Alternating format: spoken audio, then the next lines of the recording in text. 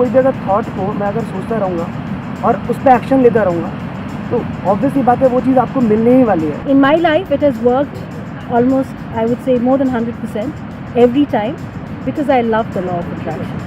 You will never ever attract what you want. You will always attract what you are. Until or unless you just keep on thinking in a room and stick pictures around like we've seen the videos, you're not going to get anything until you put in effort. मेरे लिए law of attraction और law of love कुछ नहीं है, हम success की तरफ जाते हैं, सक्सेस हमारे पास नहीं आती। For me, law of attraction has always worked. If I want something and if I'm passionate about that and then I take actions about that and I get it. मैं मानता हूँ कि आप जो काम कर रहे हो उसको एक फीलिंग के साथ करते जाओ, मिलना होगा वो मिल जाता है, 100% मिल जाता है, मुझे मिल रहा है, आप सबको ही मिलेगा। Law of attraction is nothing but science of materialization and everything we want is just happening just because of law of attraction. जहाँ तक लॉ ऑफ अट्रैक्शन का सवाल है, मैं इसे कोई नाम नहीं देता, जो भी मुझे चाहिए अगर मैं परसिस्टेंट एफर्ट्स उस चीज़ के लिए लगाता हूँ तो वो चीज़ मुझे ज़रूर मिलेगी।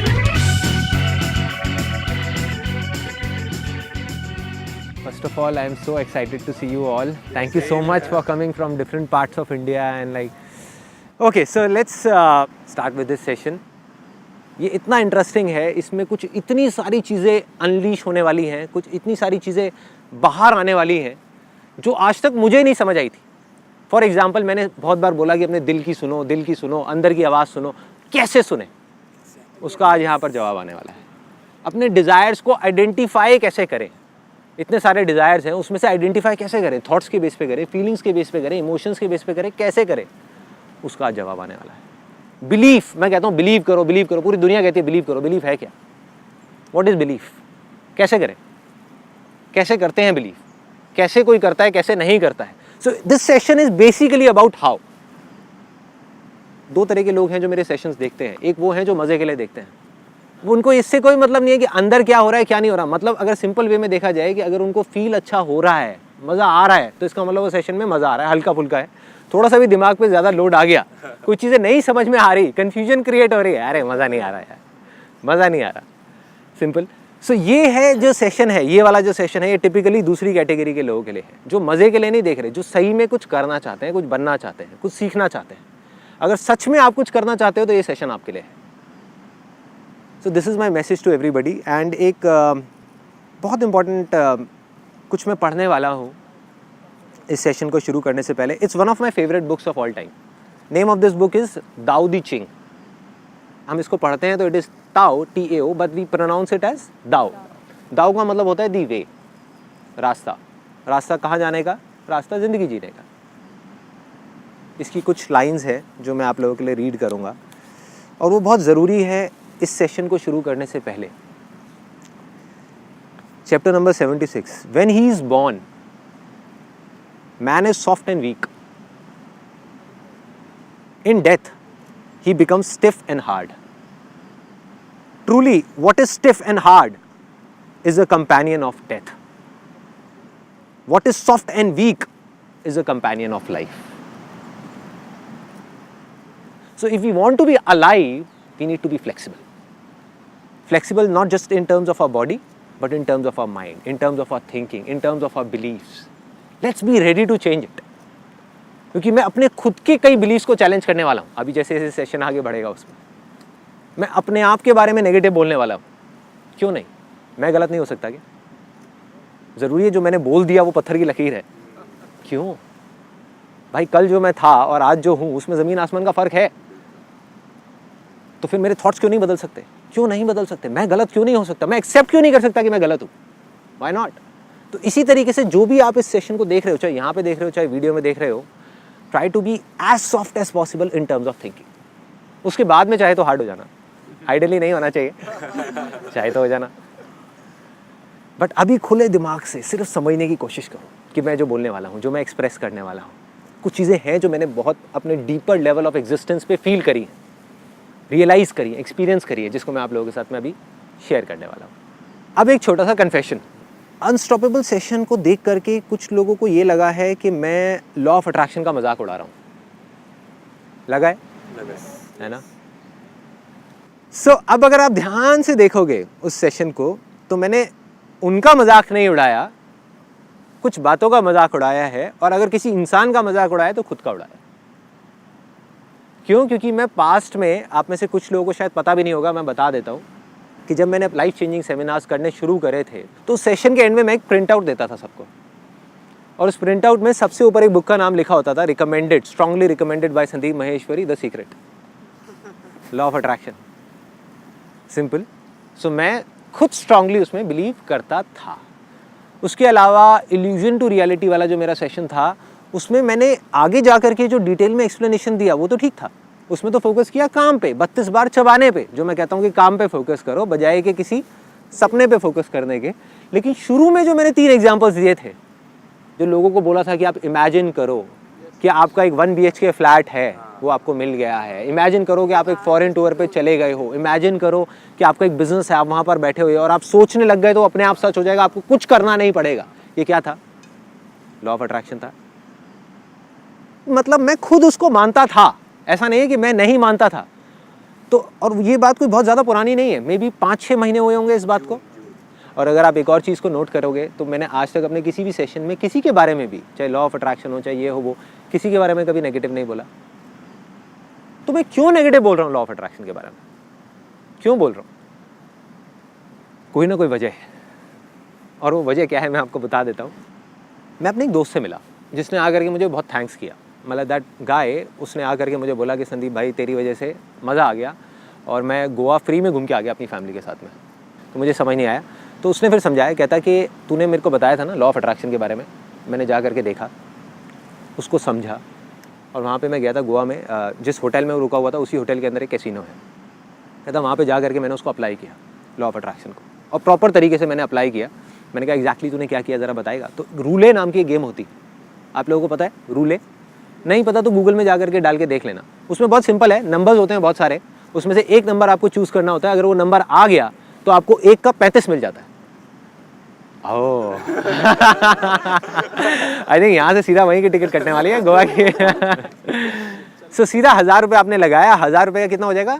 35,000। अगर नो लिमिट टेबल है, 1 लाख रुपये लगाया तो 1 लाख का कितना हो जाएगा? 35 लाख। उस बंदे ने क्या किया, अपना इसको समझ करके वीडियो को देखा और अपने लॉ ऑफ अट्रैक्शन को अप्लाई कर दिया वहाँ पे गैम्बलिंग में। कहता मैंने एक नंबर पकड़ लिया कि 0, कोई और नंबर पे मैं पैसा नहीं लगाऊंगा। बाकी लोग क्या करते हैं, चेंज करते रहते हैं नंबर बार बार। कहता मैं चेंज नहीं करूँगा, सिर्फ 0 पे पैसा लगाऊंगा।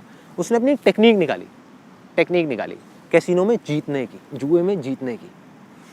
उसने 0 पे पैसा लगाया। कहता मैंने एक बार लगाया, लेकिन अपनी लॉ ऑफ अट्रैक्शन की पूरी पावर को मैंने लगा दिया कि 0 आएगा आएगा आएगा आएगा आएगा। कहता 1 बार लगाया नहीं आया, 2 बार लगाया नहीं आया, 4 बार लगाया नहीं आया, 10 बार लगाया नहीं आया। कहता 15वीं बार आ गया। मतलब मैंने 15,000 रुपये गंवाए और 35,000 रुपये कमाए। क्लियर है यहाँ तक? यहाँ तक क्लियर है? कहता फिर मैंने दोबारा शुरू किया और मेरा फेथ बढ़ गया, मेरा जो बिलीफ है वो बढ़ गया, वो स्ट्रांग हो गया अपनी लॉ ऑफ अट्रैक्शन की पावर्स पे कि ये काम कर रहा है। कहता मैंने दोबारा लगाना शुरू किया, नहीं आया नहीं आया नहीं आया नहीं आया, 25 बार नहीं आया, 30वीं बार 30th टाइम जा करके आ गया। कहता बस फिर तो देख, फिर तो मेरा जो बिलीफ है वो और स्ट्रांग हो गया। जैसे ही मेरा बिलीफ स्ट्रांग हुआ, जो उसके आने के चांसेस हैं वो और ज़्यादा बढ़ गए। मतलब कि 30 बार में आया, मतलब उसने 30,000 रुपये गंवाए और 35,000 रुपये कमाए। मतलब नेट अगर देखा जाए तो 5,000 रुपये का प्रॉफिट। अगली बार कहता मैंने लगाया लगाया लगाया और चौथी बार में आ गया। मतलब कि चौथी बार में 0 आ गया। और इस तरीके से करके मैंने 90,000 रुपये वहाँ पे कमा लिए। 90,000 आई हैव अर्न्ड। फिर मेरी वाइफ आई और वो मेरे को कसम दे करके वहाँ से ज़बरदस्ती ले गई कि बस कमा लिए, बहुत हो गए। अब ऐसा ना हो कि ये भी चले जाए, तो तुम चलो मेरे साथ में। And that guy was like कि संदीप अब अगली बार हम दोनों साथ में चलेंगे। हम दोनों साथ में चलेंगे और अब की बार तो मेरे को 90,000 रुपये रोक दिया, इस बार मैं कम से कम 10-15 लाख रुपए कमा करके लाऊंगा वहाँ से। This is his way of looking at things. मतलब अब उसका जो बिलीफ है वो बहुत स्ट्रांग हो गया, बहुत स्ट्रांग। मैंने उसको बोलने की कोशिश करी, मैंने कहा भाई जुए में कोई जीता है क्या आज तक? आप टेम्पररी बेसिस पे तो हरा सकते हो, एक दिन हरा सकते हो कैसीनो को, 1 साल तक आप रेगुलर खेलते रहो, आप जीत ही नहीं सकते। Because it's a law, it's law of probability, it's proven maths जिसके बेस पे कैसीनोज चल रहे हैं। और करोड़ों नहीं, अरबों नहीं, खरबों रुपए का रोज काम हो रहा है वहां पे, और एक भी आदमी जीत के नहीं निकलता। लेकिन कहता मैं जीत सकता हूँ। कहता मेरा है लॉ ऑफ अट्रैक्शन की पावर, हो सकता है किसी और की नहीं है, मेरी है, मेरी है, मुझे विश्वास है कि मैं जीतूंगा। एक जुआरी की शुरुआत ऐसे ही होती है। गैम्बलर्स कैसे बनते हैं? जो हार जाता है वो कभी जुआरी नहीं बनता, वो तो छोड़ करके गालियां दे करके बाहर चला जाता है। जो जीत जाता है वो गया, वो क्या बन गया? जुआरी बन गया, जुआरी बन गया। तो ये जो मैं सेशन कर रहा हूँ उसमें आई थिंक उसका भी एक बहुत बड़ा रोल है, बिकॉज ये मैं इनडायरेक्टली उसके लिए भी कर रहा हूँ। तो जैसे ही मेरा सेशन होगा तो यूट्यूब पे जाने से पहले मैं एक DVD बनाऊंगा, ले आ करके अपने उस फ्रेंड को दूंगा भाई एटलीस्ट देख, शायद तुझे कुछ समझ आए, शायद। बट आज उसका विश्वास पूरा है लॉ ऑफ अट्रैक्शन पे कि हर जगह पे काम करता है, काम करता है, काम करता है। लेकिन जब ये चीज़ हुई तो मैंने अपने आप से ये चीज़ समझने की कोशिश करी कि क्या सही में ऐसा हो सकता है। बिकॉज अगर सोचने से पार्किंग मिल सकती है, सोचने से ट्रैफिक चेंज हो सकता है, सोचने से इतनी सारी चीज़ें हो सकती है, गाड़ी मिल सकती है, बंगला मिल सकता है, तो एक नंबर क्यों नहीं आ सकता? अगर हम देखा जाए, जब एक गाड़ी को हम अट्रैक्ट कर सकते हैं अपनी तरफ सोचने से, अपनी अट्रैक्शन की पावर से, तो एक नंबर को क्यों नहीं अट्रैक्ट कर सकते? क्या बड़ी बात है, क्यों नहीं कर सकते? तो जब मैंने जैसे ये क्यों आया ना दिमाग के अंदर घुस गया जा करके कि भाई क्यों नहीं हो सकता, क्यों नहीं हो सकता। मतलब मैंने ये नहीं कहा था कि ये हो ही नहीं सकता, मैंने कहा कि शायद हो सकता है, शायद नहीं, चलो इसके अंदर जाते हैं, अंदर जा करके देखते हैं कि कहानी है क्या, समझ आएगी। और जैसे जैसे जैसे जैसे मैं अंदर जाता चला गया, अंदर जाता चला गया, अंदर जाता चला गया, समझने की कोशिश करी कि एग्जैक्टली हो क्या रहा है। मतलब मैं अकेला नहीं था, पूरी की पूरी दुनिया है जो आंख बंद करके, आंख पे पट्टी बांध करके सिर्फ बोल रही है कि लॉ ऑफ अट्रैक्शन काम करता है, और अपनी हर एक जगह पर उसको लगाने की कोशिश कर रही है। इनडायरेक्टली जुआरी बनते चले जा रहे हैं, जुआ खेल रहे हैं, उसमें मजा आ रहा है, कभी काम कर रहा है, कभी नहीं कर रहा है। यही तो होता है जुआ, यही होता है ना कि जुआ खेला, काम कर गया तो हाँ मेरा लॉ ऑफ अट्रैक्शन बहुत स्ट्रांग है, नहीं किया तो लक है, लक खराब है। सो अब बेसिकली क्या हो रहा था कि जैसे जैसे मैं इसके अंदर जाता चला गया तो सबसे पहली चीज़ जो मुझे समझ आई कि ये कोई लॉ नहीं है, इट्स नॉट अ लॉ। मतलब ज़बरदस्ती इसके ऊपर ठप्पा लगा दिया गया है कि इट्स अ लॉ।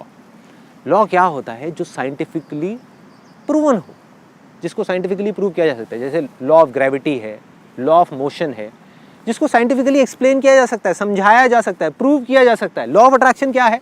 अगर सिंपल वे में देखा जाए ये किस तरीके से काम करता है, ये माइंड के लेवल पे काम करता है। There are 3 levels of existence which are there in all the human beings. एक है हमारा फिजिकल लेवल, ये जो बॉडीज़ है हमारी। एक है फिजियोलॉजिकल लेवल, जो हमारे सेल्स हैं, टिश्यूज़ हैं, डाइजेस्टिव सिस्टम है। एक है साइकोलॉजिकल लेवल। तो ये काम करता है साइकोलॉजिकल लेवल के ऊपर, जहाँ पर हमारे थॉट्स के लेवल के ऊपर, हमारे डिज़ायर्स के लेवल के ऊपर। और बेसिकली अगर सिंपल तरीके से क्या देखा जाए, हर चीज़ की एक फ्रीक्वेंसी होती है। जितनी भी चीज़ें हम अपने आसपास में देख रहे हैं, अभी इस पत्थर को देख रहे हैं, रेत को देख रहे हैं, पानी को देख रहे हैं, पेड़ को देख रहे हैं, हम अपने आप को देख रहे हैं, अपनी बॉडीज़ को देख रहे हैं, जैकेट को देख रहे हैं, ये सब क्या है? This is nothing but energy. ये सबको पता है, सबको पता है, everything is made up of atoms, है ना। So this is energy vibrating at different frequencies, अलग अलग फ्रीक्वेंसी पे वाइब्रेट कर रही है। इसकी जो फ्रीक्वेंसी है वो अलग है, मेरी जीन्स की अलग है, इसलिए दोनों देखने में अलग लग रहे हैं। है एनर्जी, है एनर्जी, सिंपल है। तो इसी तरीके से इसकी पत्थर की अलग है, मेरी बॉडी की अलग है, सब चीज़ों की अलग है। ऐसे ही हमारे थॉट्स की एक फ्रीक्वेंसी होती है, और अलग अलग थॉट्स की अलग अलग फ्रीक्वेंसीज होती है। लेकिन क्या हम अपनी थॉट्स की फ्रीक्वेंसी को मेजर कर सकते हैं अभी आज के टाइम में? साइंटिफिकली नहीं कर सकते। अभी ऐसा कोई डिवाइस नहीं बना कि हम एग्जैक्ट बता सके कि मेरे थॉट्स की फ्रीक्वेंसी किस लेवल पे चल रही है।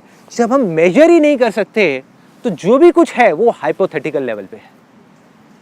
जिस चीज़ को हम मेजर ही नहीं कर सकते, जिस चीज़ के बारे में हमें कुछ पता ही नहीं है, उसको हम लॉ कैसे कह सकते हैं? जिस दिन वो मेजर हो गया उस दिन ये लॉ है, उस दिन ये लॉ है। मतलब एक हमारे हाथ में एक डिवाइस होगा जिससे सीधा मेजर किया जाएगा अभी मेरे थॉट्स की क्या फ्रीक्वेंसी चल रही है। अच्छा वो बाइक की चल रही है, अरे नहीं यार इसको एडजस्ट करो 240 पे डालो, अभी 160 पे, 240 पे डाला, गाड़ी की आ गई, गाड़ी आ गई। सिंपल है ना, सिंपल है, क्या प्रॉब्लम है? उस दिन ये एक लॉ है, कोई प्रॉब्लम नहीं है। हमें पता है कि हम अंधेरे में तीर नहीं चला रहे, हम सीधा जा करके निशाना लगा रहे हैं, ठा, that is law, that is law.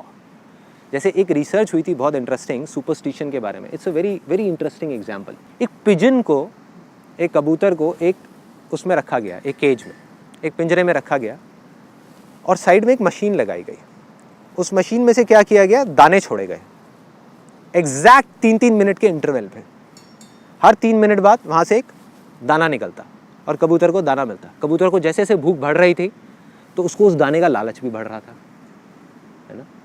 सो वो दाना आया एग्जैक्ट 3 मिनट बाद, कबूतर ने दाना खाया। कबूतर ने क्या किया, बीच में फ्रस्ट्रेशन की वजह से फ्रस्ट्रेट हो गया क्योंकि दाना नहीं मिल रहा था, दाना देर में मिल रहा था और उसको भूख बढ़ती जा रही थी। उसने कलाबाजियाँ खानी शुरू कर दी, गोल घूमा ऐसे करके पिंजरे में और आकर के बैठ गया। फिर से थोड़ी देर बाद दाना आ गया, फिर से गोल घुमा, घूम करके बैठा, दाना आ गया, गोल घुमा, घूम करके बैठा, दाना आ गया, गोल घुमा, घूम करके बैठा, दाना आ गया। कबूतर का सुपरस्टिशन क्या बन गया कि मैं गोल घूम रहा हूं, इस वजह से दाना आ रहा है, जबकि ये सच नहीं है। जो दाना आ रहा है वो उस मशीन की वजह से आ रहा है जो एक इंसान के हाथ में है, जो एक इंसान के हाथ में है। उसने प्रोग्रामिंग कर रखी है कि हर 3-3 मिनट बाद दाना आएगा, जिसका उस कबूतर के गोल घूमने से कोई मतलब नहीं है, लेकिन उसका सुपरस्टिशन बन गया, उसका एक हाइपोथेसिस बन गया कि मैं गोल घूमूंगा तभी दाना आएगा। अब वो गोल घूमे जा रहा है, घूमे जा रहा है, घूमे जा रहा है, घूमे जा रहा है, घूमे जा रहा है, घूमे जा रहा है, घूमे जा रहा है, दाना नहीं आ रहा, फिर भी गोल गोल गोल गोल घूमे जा रहा है। उसको लग रहा है शायद अब आएगा, अब आएगा, जब गोल नहीं घूम रहा तो दाना नहीं आ रहा। Getting my point? This is superstition, कि जब हमको कुछ नहीं पता कि वो चीज हो कैसे रही है, फिर भी हम उसमें अपने फंडे घुसा दें, दैट इज सुपरस्टिशन। और इसी तरीके से अभी कुछ टाइम पहले, जब इस सेशन को करने से पहले, आई थिंक अराउंड, अशोक जी कब आपसे बात हुई थी मेरी? अराउंड 15-20 दिन पहले बात हुई थी। कहते कि मैं इस्कॉन टेम्पल में गया था जहाँ पे आपके सेशंस होते थे, वहाँ पे मैंने आपको देखा और मेरे अंदर एक अर्ज आई कि मुझे यहाँ पर इस कंपनी को ज्वाइन करना है। मैंने अपना रिज्यूम भेजा और मैं यहाँ पर आज इस कंपनी में बैठ गया। इसका मतलब क्या हुआ कि मेरा लॉ ऑफ अट्रैक्शन बहुत स्ट्रांग है। मैंने कहा कि अगर ऐसा है तो इसका मतलब तो भाई लॉ ऑफ अट्रैक्शन काम करता है। मैंने कहा अशोक जी आप बताओ, क्योंकि मैं तो अब खुद डायरेक्टली इन्वॉल्व हूँ नहीं ऑपरेशंस में, हमारे पास कितने रिज्यूम्स आते होंगे उन लोगों के जो आज हमारी कंपनी में काम करना चाहते हैं? तो कहते हैं बहुत आते हैं, हज़ारों पड़े हैं मेरे पास में, मतलब there are hundreds and hundreds of resumes that we receive every month. मैंने कहा क्या उनका लॉ ऑफ अट्रैक्शन स्ट्रांग नहीं है? आपका स्ट्रांग था, उनका नहीं है? उन्हें जॉब क्यों नहीं मिल रही हमारी कंपनी में? वो भी तो करना चाहते हैं। क्या उनमें से कुछ लोग ऐसे हैं जो बेसिकली आपसे ज्यादा इस कंपनी के साथ में जुड़ना चाहते हैं, मेरे साथ में जुड़ना चाहते हैं? उन्होंने कहा हाँ है। मैंने कहा फिर ऐसा क्यों है कि वो यहां पर नहीं है और आप यहां पर हो? समझा दो। और मैंने कहा कि क्या आपने, आप कह तो रहे हो कि लॉ ऑफ अट्रैक्शन की वजह से हुआ, क्या आपने लॉ ऑफ अट्रैक्शन को प्रैक्टिस किया जिस वजह से आप इस कंपनी के अंदर हो, जिस तरीके से बताया गया था? 3 स्टेप्स होते हैं, आस्क, बिलीव एंड रिसीव। मैंने कहा आपने ask, have you asked for it? क्या आपने देखा मेरे सेशन को होते हुए, और क्या रोज रात को बैठ करके आपने मांगा कि मैं इस यहाँ पर इस कंपनी में चला जाऊँ, मैं चला जाऊँ, मैं चला जाऊँ, मैं चला जाऊँ? क्या ऐसा कुछ आपने किया? कहते नहीं किया। मैंने कहा फिर आपने क्या किया? कहते मैंने अपना रिज्यूम मेल कर दिया यहाँ पर। मैंने कहा एक छोटा सा फर्क आ गया आप में और उन लोगों में जो जेन्युइनली लॉ ऑफ अट्रैक्शन को प्रैक्टिस कर रहे थे। छोटा सा फर्क आ गया। इन्होंने इमीडिएट एक्शन लिया, देखा और अपना रिज्यूम उठा करके मेल कर दिया। तो मैंने कहा क्या हुआ? गारंटी नहीं हुई कि आपको जॉब मिलेगी, प्रोबेबिलिटी बढ़ गई आपकी। उन लोगों से जो लॉ ऑफ अट्रैक्शन को प्रैक्टिस तो कर रहे थे लेकिन साथ में कोई एक्शन नहीं ले रहे थे।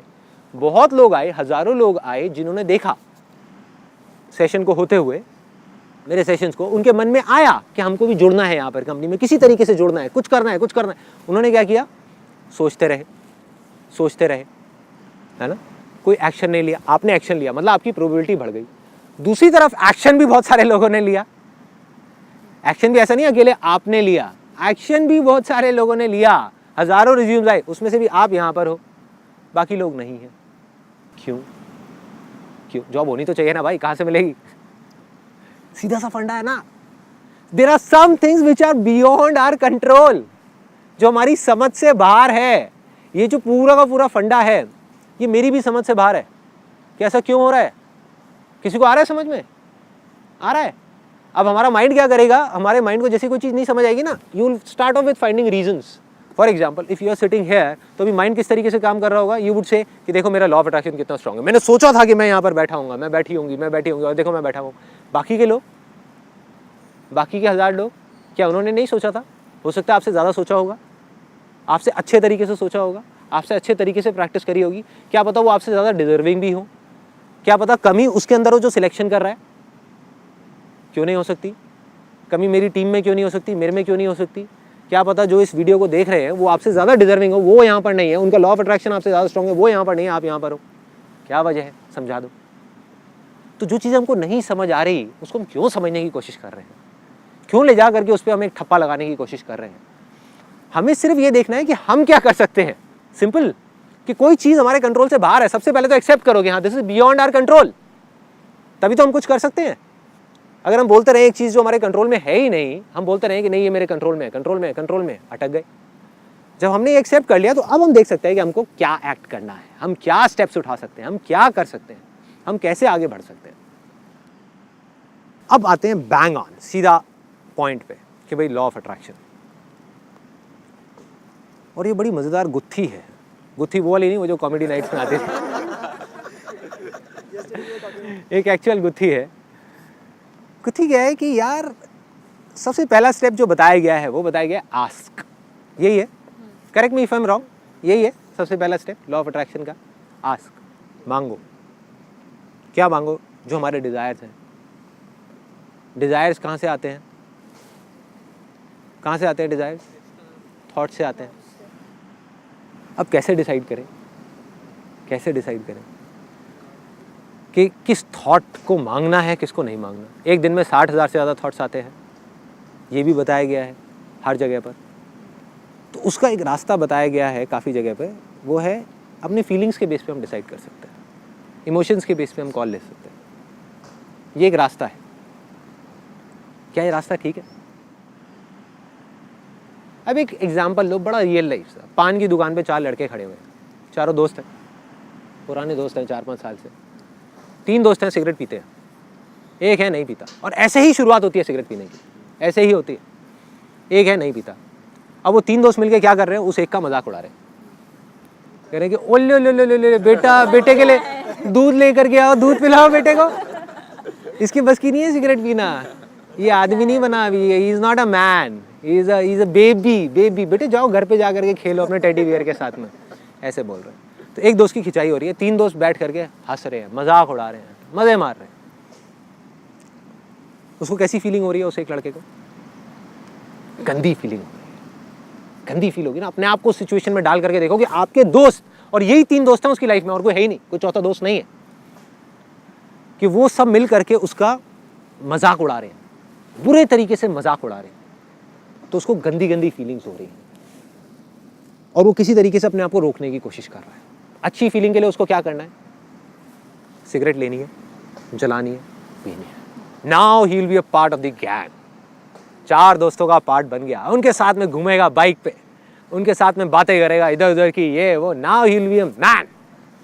ठीक है, अच्छी फीलिंग। डिजायर क्या कह रहा है? पियो। फीलिंग क्या करवाना चाह रही है उससे? पिलाना चाह रही है। लेकिन अगर वो नहीं पीता और उन दोस्तों को बोलता है कि भाड़ में जाएं ऐसे दोस्त, मुझे नहीं चाहिए ऐसे दोस्त, और घर में जाकर के अकेला बैठ जाए, तो कैसी फीलिंग होगी उसको? गंदी फीलिंग होगी, गंदी फीलिंग। जैसे ही फीलिंग्स खराब होती है, माइंड इमीडिएटली उसकी एग्जैक्ट अपोजिट अच्छी फीलिंग ढूंढता है, एग्जैक्ट उल्टी उसकी। फॉर एग्जाम्पल, अगर वाइफ से लड़ाई हुई तो इमीडिएटली एक आदमी जा करके उसको ऑफिस में अगर कोई दूसरी फीमेल होगी जो थोड़ा अच्छे से बात कर रही होगी, वो अच्छी लगने लग जाएगी इमीडिएटली। या फिर वो उसको पूरा उसको ठीक करने के लिए अगर कहीं लड़ाई हुई तो जा करके खाना खाने लग जाएगा, ओवर ईटिंग करने लग जाएगा, मतलब किसी तरीके से अपनी फ्रस्ट्रेशन को निकालेगा। सिगरेट, जबकि पता है कि वो अपने लिए हार्मफुल है, लेकिन सिगरेट पीना शुरू कर देगा। Feelings are temporary. इस चीज को हमको अपने दिमाग के अंदर घुसाना है, तभी इन फीलिंग से हम लड़ सकते हैं, चाहे अच्छी हो चाहे बुरी हो। जिसके पीछे हम भाग रहे हैं वो टेम्पररी है। जितना हम भागते रहेंगे भागते रहेंगे भागते रहेंगे, वो उतना ही हमको घुमाती रहेगी घुमाती रहेगी घुमाती रहेगी। सिंपल। सो जरूरी नहीं है कि जो फीलिंग्स अच्छी हैं वो काम भी हमारे लिए अच्छा हो। तो अब सवाल वहीं आ जाता है घूम फिर के, तो फिर डिसाइड कैसे करें? कोई भी बड़ा डिसीजन लेने से पहले हमें क्या अपने आप से पूछना है कि क्या ये मेरे लिए अच्छा है या नहीं है? क्या ये मेरे आसपास में जो लोग हैं उनके लिए अच्छा है या नहीं है? फीलिंग अच्छी है, करो। फीलिंग बुरी है, करो। ये एक बहुत इंटरेस्टिंग कैच है। फीलिंग बुरी है, करो। आई अगेन रिपीट, फीलिंग बुरी भी है तो करो, अगर वो अच्छा है तो। फॉर एग्जाम्पल आज अगर प्यार और अट्रैक्शन में फ़र्क देखा जाए तो क्या है? प्यार और अट्रैक्शन में अगर सिंपल वे में फ़र्क देखा जाए तो क्या है? Attraction gives you temporary pleasure but permanent pain. Love gives you temporary pain but permanent pleasure or something beyond pleasure. Exactly. Something beyond pleasure. When you are beyond pain and pleasure, when you are beyond your mind, that state is called love. आप किसी dancer से जाकर के पूछो कि क्या कब होता है, आपकी बेस्ट परफॉर्मेंस कब थी? कहती बेस्ट परफॉर्मेंस तब थी जब मैं खुद को भूल गई थी, जब मैं नहीं थी। मैं कौन है? Pain and pleasure. जब मुझे दर्द हो रहा था लेकिन मुझे पता ही नहीं था मुझे दर्द हो रहा है, मुझे मजा आ रहा था लेकिन मुझे पता ही नहीं था मजा आ रहा है, लोगों को आ रहा था मुझे तो नहीं आ रहा था, मैं थी लेकिन मैं नहीं थी। तो स्टेट ऑफ लव में कैसे पहुंचते हैं? मेरी जिंदगी में टोटल 8-10 चीजें हैं जिससे मैंने प्यार करा है। अट्रैक्ट मैं लाखों चीजों की तरफ हुआ हूँ, ठीक है, काम है, लोग हैं, ये है, वो है, बहुत आइडियाज हैं, लाखों आइडियाज हैं जिनकी तरफ मैं अट्रैक्ट हुआ हूँ। लेकिन प्यार मुझे सिर्फ 8-10 आइडियाज से है, 8-10 चीजों से है, जो इतना प्यार है कि जिसके लिए मैं मरने को तैयार हूँ, जिसके लिए मैं कुछ भी करने को तैयार हूँ। That is called state of love. अगर आज की डेट में आप मुझसे पूछो कि वो मेरे लिए सबसे ज्यादा क्या है, that is the state of meditation. Meditation. Rewind करते हैं, 3 साल पीछे चले जाते हैं। मेडिटेशन मेरे से एक दिन में 10 सेकंड भी नहीं होती थी। I use to hate meditation like anything, hate meditation. मतलब मेरी जिंदगी का सबसे बड़ा प्यार अगर मैं फीलिंग्स के बेस पे चूज करता तो क्या मैं कभी वहां तक पहुंचता? नहीं पहुंचता, नहीं पहुंचता। क्योंकि फीलिंग्स क्या करवाएंगी? बेकार है ना, छोड़ना। माइंड क्या करेगा? दर्द हो रहा है यार, नहीं बैठा जा रहा। जो एक आसन होता है ना, सिंपल सुख आसन, उसमें मैं 1 मिनट नहीं बैठ सकता था। फिर भी मैंने कहा कि जो होगा देखा जाएगा, on the basis of my will power. क्योंकि मुझे पता था कि जो काम मैं कर रहा हूँ वो सही है। फीलिंग बेकार है, कोई बात नहीं, भाड़ में गई फीलिंग्स। करता गया, करता गया, करता गया, करता गया, करता गया, योग करता गया, करता गया, करता गया, प्राणायाम करता गया, करता गया, करता गया, करते करते करते करते आज I can do the most complicated of asanas in yoga. तो I am not doing it for feeling yoga, हाँ, I am doing it because I love doing it, because love is irrespective of feelings. If I am in love with my wife तो कभी मुझे उसके साथ में अच्छी feeling होती है, कभी मुझे खराब फीलिंग्स होती है, still I love her and I always be with her. ये नहीं कि अपने कुछ फ्रेंड्स की तरह या कुछ लोगों की तरह कि जब तक फीलिंग अच्छी हो रही है तब तक प्यार है, जिस दिन फीलिंग खराब हो रही है बेकार है, डिवोर्स। ये क्या तरीका हुआ भाई? बस टेम्पररी पेन प्लेजर, बस अट्रैक्शन था। अरे नहीं भाई, प्यार means you need to be there. चाहे दर्द हो रहा है, चाहे अच्छा लग रहा है, कोई फर्क नहीं पड़ता, करना है तो करना है भाई। और मजे की बात बताऊं, आज अगर आप अपनी फीलिंग्स के अकॉर्डिंग चलते हो तो आपके हाथ में नहीं है, एक मार्केटर के हाथ में है, एक एडवर्टाइजर के हाथ में, वो आपको कैसा फील कराए।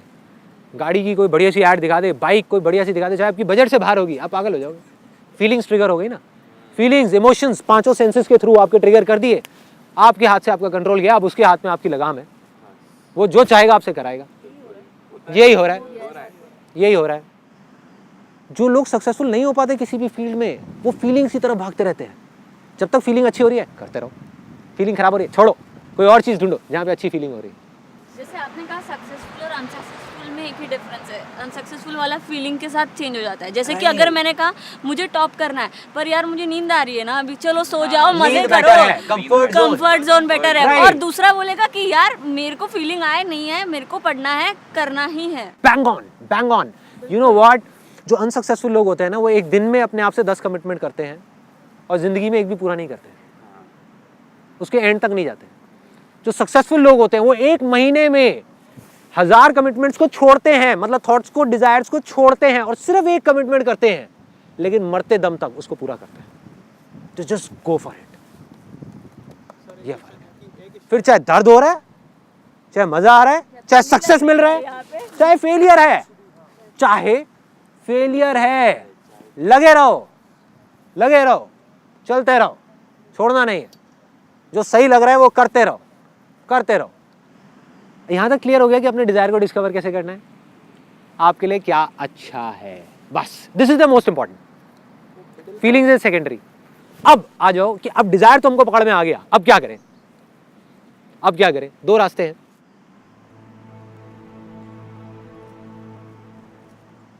एक तो है कि मांगो, ये अपने दिमाग में बिठाओ कि ये चीज़ चाहिए, ये चीज़ चाहिए, ये चीज़ चाहिए। लेकिन क्या मांगने से मिलता है? जैसे लोग भगवान से मांगते हैं ना, भगवान क्या है? CEO है। मान लो एक एग्जांपल है, भगवान CEO है, ये पूरी की पूरी एक कंपनी है, ये दुनिया में जितने भी लोग हैं हम सब उस भगवान के एम्प्लॉयज़ हैं। एम्प्लॉयज़ तो मांगेंगे ही, कोई डाउट ही नहीं। लेकिन जो CEO है वो उन 100 एम्प्लॉयज़ में से किसको प्रमोशन देगा? जो सबसे ज़्यादा मांग रहा है या सबसे ज़्यादा अपनी लॉ ऑफ अट्रैक्शन की पावर्स को यूज़ कर रहा है उस प्रमोशन को लेने के लिए, या जो डिजर्विंग है? खेल खत्म, खेल खत्म। तो मांगने का क्या फ़ायदा है? जो जितना ज़्यादा मांगेगा वो ज़्यादा अच्छा होगा। उस सीईओ को कौन ज़्यादा अच्छा लगेगा? अगर आप सीईओ हो, just imagine it for a sec, I will give it a pause. अब आपके नीचे 10 लोग काम कर रहे हैं, उसमें से एक को या प्रमोशन दे सकते हो क्योंकि सीट एक ही खाली है, 10 को नहीं मिल सकती। अब आप किसको दोगे प्रमोशन उन 10 में से? जो सबसे ज़्यादा आपको मांगता है, जो रोज़ आ करके थोड़ी थोड़ी देर में बोलता है यार देख लेना ज़रा ना, कुछ कर देना, इस बार का जो प्रमोशन है मेरा आप कर देना, ये वो करके, उसको दोगे? या वो जो मांगता ही नहीं है आपसे लेकिन अपने काम पे ध्यान देता है, काम पे? और ये बात है आपकी, जबकि आप और मैं, हम इतने फेयर नहीं हैं। वो तो बिल्कुल फेयर है ना यार, वो गलत कैसे कर सकता है? वो गलत आदमी को प्रमोशन कैसे दे सकता है? वो तो सही को ही देगा ना, वो तो डिजर्विंग को ही देगा। तो करना क्या है? अपने आप को डिजर्विंग बनाना है। लॉ ऑफ अट्रैक्शन क्या कहता है? कई बुक्स में भी लिखा हुआ है। इनफैक्ट लॉ ऑफ अट्रैक्शन के बारे में जो लोग बात कर रहे हैं वो भी यही बोल रहे हैं, डेफिनेशन सही दे रहे हैं, एग्जाम्पल्स गलत दे रहे हैं। क्या बोलते हैं? You do not get what you want, you get what you are. जो आपने भी शायद बोला है अपनी वीडियो में, right? You get what you are, जो आप हो। और आप कौन हो? आप आपके बिलीव्स हो, राइट? जब तक आपके बिलीव्स नहीं बदलेंगे तब तक कुछ नहीं बदलने वाला। आप मांगते रहो, और मांगने से अगर बिलीव्स बदलते तो इस दुनिया के सबसे स्ट्रांग बिलीव्स भिखारी के होते हैं। सबसे ज्यादा वो मांगता है, मांगता है ना, कुछ मिलता है क्या? नहीं। तो क्या करें? सिर्फ एक रास्ता है, अपने आप को डिजर्विंग बनाएं। फोकस कहां डालना है? मांगने पे नहीं, अपने आप को बदलने में। अपनी लाइफ की सिचुएशंस को नहीं, लोगों को नहीं, दुनिया को नहीं, खुद को बदलने में, खुद को डिजर्विंग बनाना है, राइट? एक बार आप डिजर्विंग बन गए, क्या जरूरत है किसी से भीख मांगने की? क्या जरूरत है भिखारियों की तरह, ए भगवान ये दे दे वो दे दे? क्यों चाहिए? क्यों मांगना है? बल्कि दूसरे वे में, एक तरफ बात करी जा रही है, देखो कितना कॉन्ट्राडिक्टरी है लॉ ऑफ अट्रैक्शन में जो बात की जा रही है। एक तरफ बात करी जा रही है ग्रैटिट्यूड की, एक तरफ बात करी जा रही है मांगने की। Both of these things are poles apart. If you really have gratitude in your heart, compassion in your heart, तो आप क्यों मांगोगे उससे कुछ? बल्कि वो आपको दर्द भी देगा, तब भी आप उसको थैंक्स करोगे। आप कहोगे अच्छा है यार, तूने कुछ सोच के ही दिया होगा। पैसा देगा तो भी, नहीं देगा तो भी, पैसा खत्म कर देगा तो भी, नहीं करेगा तो भी। That is gratitude. Real gratitude means just let it be. इसका मतलब ये नहीं कि ग्रोथ ही रोक दें। आई एम नॉट टॉकिंग अबाउट कि हम ग्रो ना करें, बिकॉज ग्रोथ ही लाइफ है, लेकिन मांगना जिंदगी नहीं है। ग्रोथ और मांगना दो अलग अलग चीजें। मैं ये नहीं कह रहा कि आप ग्रो मत करो, या आपको गाड़ियां नहीं मिलेंगी, बंगले नहीं मिलेंगे, सब कुछ मिलेगा, सब कुछ मिलेगा, लेकिन मांगने से नहीं मिलेगा। मांगते रहो। कंपनी में जो एम्प्लॉइज मांग रहे हैं उनको मांगने से नहीं मिलेगी प्रमोशन, जो डिजर्व करेगा उसको मिलेगी। डिजर्विंग कैसे बनाएं? अपने बिलीव्स को चेंज करके। सेकंड स्टेप,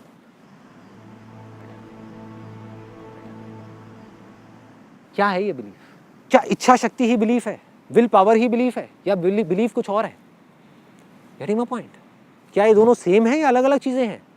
एक विल पावर है एक इंसान की कि मुझे ये काम को करना है और मैं किसी भी हालत में करके रहूंगा, क्या यही बिलीफ है या बिलीफ कुछ और है? फॉर एग्जाम्पल, आपके अंदर डिजायर है, बहुत जबरदस्त डिजायर है कि मुझे ना ऑपरेशन करना है एक पेशेंट का जा करके अभी किसी हॉस्पिटल में। दूसरी तरफ एक डॉक्टर है जो अभी अभी अपना MBBS करके निकला है, उसका भी एक डिजायर है कि मुझे ऑपरेशन करना है। तीसरी तरफ एक सर्जन है जिसको 15 साल का एक्सपीरियंस है, उसके अंदर कोई डिजायर नहीं है। तीनों जा करके ऑपरेशन करते हैं, किसका ऑपरेशन सक्सेसफुल होने के चांसेस ज्यादा है? सर्जन का। यही बिलीफ। बिलीफ इज नथिंग, इतना हुआ है बिलीफ बिलीफ बिलीफ। क्या है belief? Belief is knowledge and experience, बस, और कुछ नहीं है बिलीफ। लोग कहते हैं ना विश्वास करो विश्वास करो विश्वास करो। किस पे विश्वास करें भाई? भगवान पे विश्वास करें? एक्सपीरियंस किया कभी भगवान को तो कैसे विश्वास करें? एक्सपीरियंस कर लिया तो नहीं भी कहोगे तो विश्वास हो जाएगा। I believe in them. ठीक है, ये डिफरेंस है। जिस भी चीज़ की आपको नॉलेज होती चली जाती है, तो जितनी होती चली जाती है, जितना एक्सपीरियंस होता चला जाता है, आपका बिलीफ उतना ही स्ट्रांग होता चला जाता है। आज यहाँ पर for example Vikas is there, like say who is the creative head in our company, जिसको इतने सालों का एक्सपीरियंस है, हज़ारों शूट्स कर चुका है अच्छे से अच्छे लेवल के, वो फोटोग्राफी करे, और एक ऐसा लड़का जिसकी अभी आप बात कर रहे थे कि वो पढ़ाई छोड़ करके और कैमरा ले करके बोलता है कि मैं इससे अच्छी फोटोग्राफी कर दूंगा फोटो को देख करके, इसमें क्या बड़ी बात है? कह तो देगा, लेकिन जब करने की बारी आएगी ना, यहाँ पे 2 दिन में वो बाहर है हमारी कंपनी से। You will not get what he want, you will get what he is। वो कौन है? वो कौन है? उसका बिलीफ क्या है कि वो एक फोटोग्राफर है ही नहीं, वो फोटोग्राफर बनना चाहता है। बट अगर वो सच में फोटोग्राफर बनना चाहता है तो उसको अपना बिलीफ स्ट्रांग करना होगा। बिलीफ कैसे स्ट्रांग होगा? नॉलेज एंड एक्सपीरियंस से। कोर्स करना पड़ेगा, समझना पड़ेगा, उससे भी नहीं होगा। थियोरेटिकल नॉलेज भी गेन कर ली, जैसे उस डॉक्टर के पास थियोरेटिकल नॉलेज तो थी, लेकिन सर्जन के पास एक्सपीरियंस था। Experience is bigger than knowledge. Finally उसको एक्सपीरियंस गेन करना पड़ेगा। जितना एक्सपीरियंस उसका बढ़ता चला जाएगा, उतना ही उसका बिलीफ बढ़ता चला जाएगा। तो बिलीफ को स्ट्रांग करने का क्या तरीका है? कर्म किए जा भाई। जो गीता में लिखा है हमको समझ नहीं आ रहा, लोग उसका मतलब ये निकाल रहे हैं कि इसका मतलब फल नहीं मिलेगा। ये नहीं है, ये फल मिलने का ही एक रास्ता है। The more you learn, the more stronger will be your belief. जितना स्ट्रॉन्ग आपका बिलीफ होगा, उतने स्ट्रॉन्ग आप होगे, उतने स्ट्रॉन्ग आपका माइंड होगा, उतनी स्ट्रॉन्ग आपकी बॉडी होगी। जितने स्ट्रॉन्ग आप बनते चले जाओगे, उतनी ही बड़ी सक्सेस होगी। सिंपल है, ये सब कनेक्टेड है, सब कनेक्टेड। लपेटते चलो, अपना फोकस रखो ज्ञान पे, नॉलेज पे, एक्सपीरियंस पे, खुद के कैरेक्टर को स्ट्रॉन्ग करने में। Be the change you want to see in the world. इसका मतलब क्या है? किसी भी इंसान को देख लो जिसने भी कुछ अच्छा किया है जिंदगी में, उसने सबने एक ही बात बोली, फिर हम उस बात को छोड़ करके कहीं और चले जाते हैं और फिर घूमते रहते हैं, फिर सोचते हैं कि यार क्या हो रहा है, खुशी क्यों नहीं मिल रही? इसीलिए नहीं मिल रहा। 2 स्टेप कंप्लीट हो गए, हमने अपने आप को डिस्कवर कर लिया, बिलीफ भी स्ट्रांग हो गया। तीसरा स्टेप क्या है? एक्शन। ऐसे बहुत सारे लोग हैं जिनका बिलीफ भी स्ट्रांग है, डिजायर है कि मेरे को कुछ बड़ा करना है, फिर भी करते नहीं है।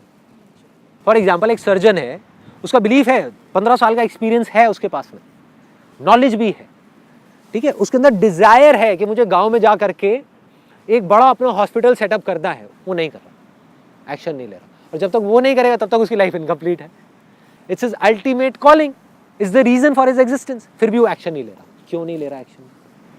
एनर्जी नहीं है उसके पास उस एक्शन को लेने के लिए। एनर्जी चाहिए एक्शन लेने के लिए।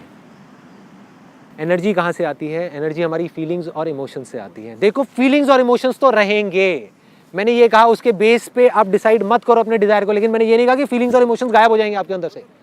हम क्या कर सकते हैं? फीलिंग्स और इमोशंस को कंट्रोल भी नहीं कर सकते, उसको डायरेक्शन दे सकते हैं। जैसे ही हम अपने बिलीव्स को बदल देते हैं, हम अपने पर्पस को बदल देते हैं, काम को करने के मकसद को बदल देते हैं, the way of looking at thing changes. जैसे ही हमारे बिलीव्स बदलते हैं, पर्पस बदलता है, हमारी परसेप्शंस चेंज हो जाती है। परसेप्शंस क्या है? जैसे हम चीज़ों को देख रहे हैं, जैसे हम चीज़ों को देखने का नज़रिया बदल देते हैं, फीलिंग्स चेंज हो जाती है। तो अब क्या करना है यहाँ पर? लास्ट स्टेप में एक्शन लेने से पहले अपने आप से पूछना है कि क्यों करना है।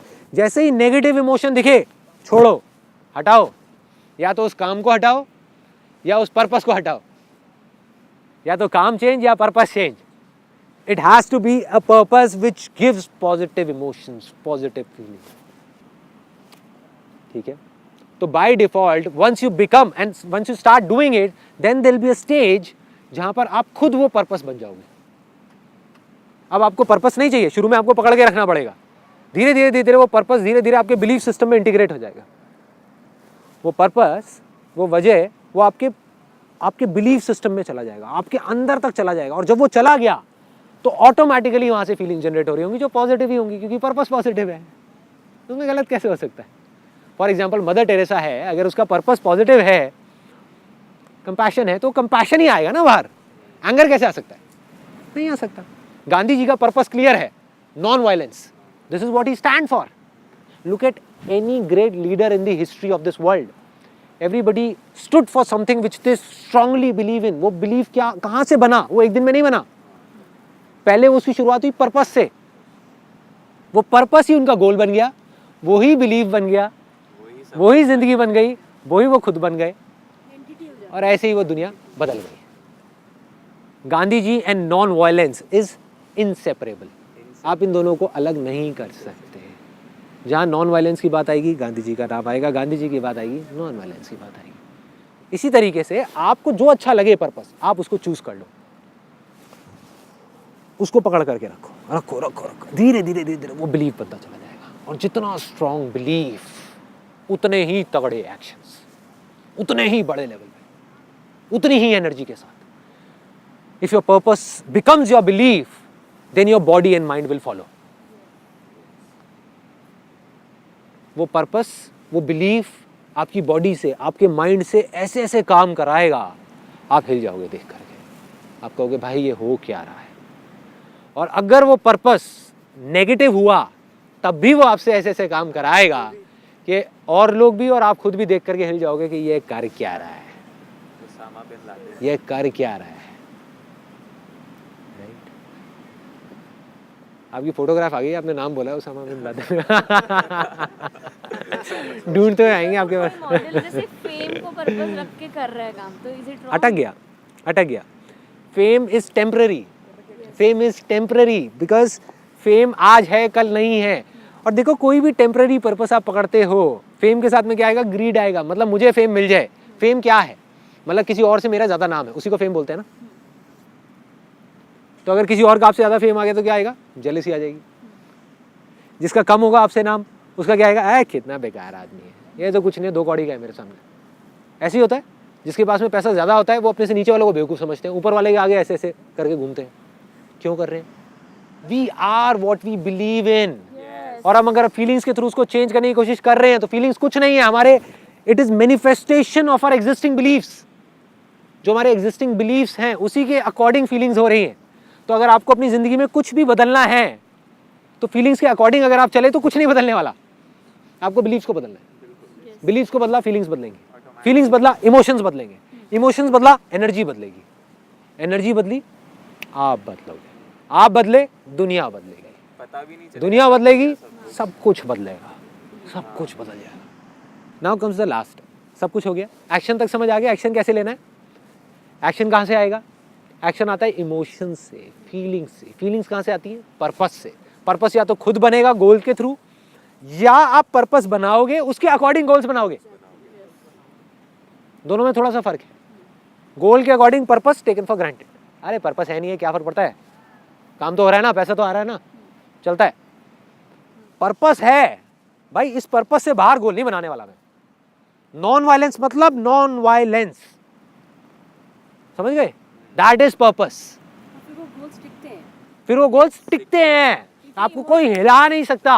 अनस्टॉपेबल में याद है मैंने बोला था, मैं किसी में दम नहीं होगा कि आपको हिला भी सके। So last but not the least, action भी ले लिया। क्या आप गारंटी है कि आपको जो चाहिए वो मिल जाएगा? नहीं है, एब्सोल्युटली नहीं है। तो क्या करें? रिसीव का तो सवाल ही नहीं उठता ना। Ask, believe and receive. Receive, जहां भी रिसीव आपके दिमाग में आ गया, घुस गया, ग्रीड आ गई, इसका मतलब मिलने की पॉसिबिलिटी है। क्या मिलेगा?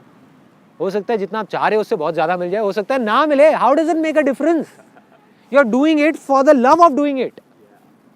Getting my point? कम मिले ज्यादा मिले वो एक सेपरेट इशू है। तो आइडियल सिचुएशन क्या है वो भी मैं आपको बता देता हूँ, और सेकंड बेस्ट क्या है, थर्ड बेस्ट क्या है, तीनों ऑप्शंस बता देता हूँ। आइडियल सिचुएशन ये है कि आप किसी भी आउटकम के बारे में सोचो ही नहीं। That is the ideal situation. मतलब एक्शन लेना नहीं छोड़ रहे आप, अपनी तरफ से एक्शन लेते चले जा रहे हो, कर्म करते चले जा रहे हो, फल को छोड़ रहे हो। This is called the state of love. No outcome required, nothing at all. क्या होगा पता नहीं, पता नहीं। This is the best state to be in if you want to be in a state of flow, ideal situation. Second best situation, outcome को पकड़ो लेकिन focus वहां मत करो, कर्मों पे करो। गोल सेट करो, अपने बोर्ड बनाओ, जितने भी विजन बोर्ड हैं, ये है वो है, सारा कुछ गोल सेटिंग करो। फोकस वहां मत करो, फोकस काम पे करो। That is the second best situation. Not as good as the first one, ठीक है, जहाँ पर किसी विजन बोर्ड की कोई ज़रूरत नहीं है, पर्पस की ज़रूरत है, पर्पस के अकॉर्डिंग गोल्स बन रहे हैं, जिसके लिए कोई विजन बोर्ड नहीं है, ठीक है। तीसरी सिचुएशन कि आप काम गया तेल लेना, काम को छोड़ दो और सिर्फ उधर ध्यान दो, मुझे ये चाहिए, मुझे वो चाहिए, अरे मुझे ये नहीं मिला, मुझे वो नहीं मिला, मुझे इस इंसान से ये चाहिए, हर एक से कोई ना कोई मतलब, इंसान से मतलब, सिचुएशन से मतलब, काम से मतलब नहीं है तो हटाओ, साइड करो, जब तक मतलब निकल रहा है उसके साथ में रहो, नहीं है तो छोड़ो, अपना मतलब निकालो और आगे बढ़ो। यही हो रहा है दुनिया में, यही हो रहा है। क्यों हो रहा है? उसकी जड़ क्या है? कहाँ से आ रही है ये सब चीज़ें? यहीं से आ रही है। जो आदमी कंपटीशन के लिए लड़ेगा या कंपटीशन के लिए काम करेगा या किसी चीज़ को हासिल करने के लिए काम करेगा, उसके अंदर जेलेसी आने के, ग्रीड, ठीक है, लालच आने के, नफरत आने के, ये सब चीज़ें, ईगो बढ़ने के चांसेस क्या है। और ईगो सिर्फ ये नहीं होती कि मेरे पास में ये है या मैं ये कर सकता हूँ, मैं ये नहीं कर सकता, ये भी ईगो है। मैं तेरे से कम हूँ, ये भी ईगो है, ये भी ईगो ही बोल रही है तेरी, तू नहीं बोल रहा। ना मैं किसी से कम हूँ, ना मैं किसी से ज़्यादा हूँ, मैं हूँ, मैं हूँ। That is a state of being. So at the end all I can say is कि ये बातें हो सकता है, अब जो मैं लाइन आपको बोलने वाला हूँ, हो सकता है समझ आए, हो सकता है ना आए, उसको सिर्फ सुन लेना और हो सके तो अंदर तक जाने देना। नहीं समझ आता कोई बात नहीं, कि अगर आप जिंदगी में सच में उस खुशी को एक्सपीरियंस करना चाहते हो, which is called the state of bliss, which is beyond pleasure, beyond happiness, beyond everything, तो उसका सिर्फ एक तरीका है, सिर्फ एक, कोई दूसरा तरीका नहीं है। Your mind has to be at peace. आपका जो मन है वो शांत होना चाहिए, भीड़ में भी शांत, शोर में भी शांत। शोर मतलब बाहर नहीं, थॉट्स का शोर, थॉट्स आ रहे हैं जा रहे हैं, लेकिन आपका मन शांत है, you are at peace, then you are in a state of bliss. That is the ultimate goal of human life. और कुछ नहीं, इसके अलावा और कुछ नहीं।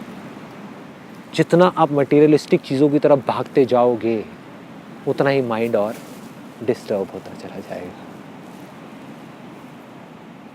जितना इन चीज़ों को हम पकड़ के भी छोड़ देंगे, उतना ही हम एट पीस होते चले जाएंगे।